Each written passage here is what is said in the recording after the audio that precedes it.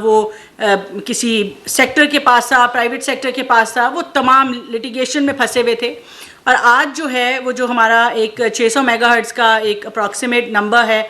اس کی ہم کیبنٹ نے اس کی ریٹیفیکیشن ابھی کر دی ہے. اور اس کا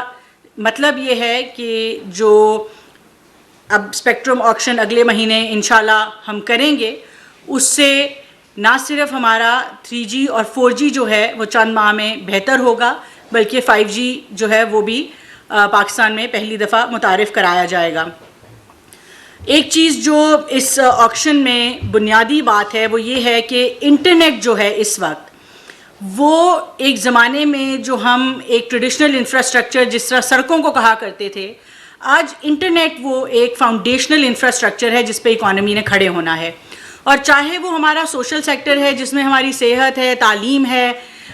یا وہ ہماری لارجر ایک اکنامک پالیسی ہے جس میں ہماری گروتھ ہے, ایکسپورٹ ہے, انڈسٹری ہے, ایگریکلچر ہے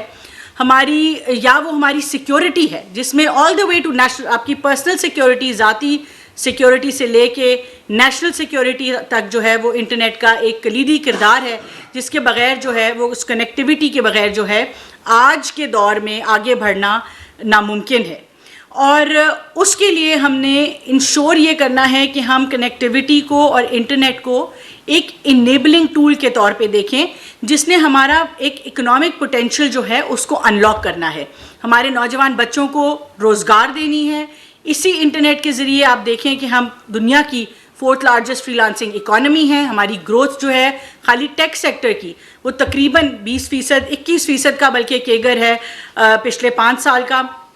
اسی طرح سے ہماری جتنی بھی, جیسے کہ میں نے پہلے کہا, میں دوبارہ دہراؤں گی کہ جتنی بھی ہماری سوشل ڈیولپمنٹ ہے وہ بھی ہماری, آج اگر میرا ایک بچہ جو ہے وہ کسی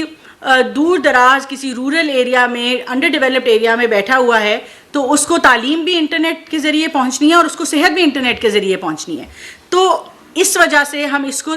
اس طرح سے دیکھ رہے ہیں کہ آج میں اس میں داد دینا چاہوں گی وزیر اعظم پاکستان کو, جنہوں نے ہمیں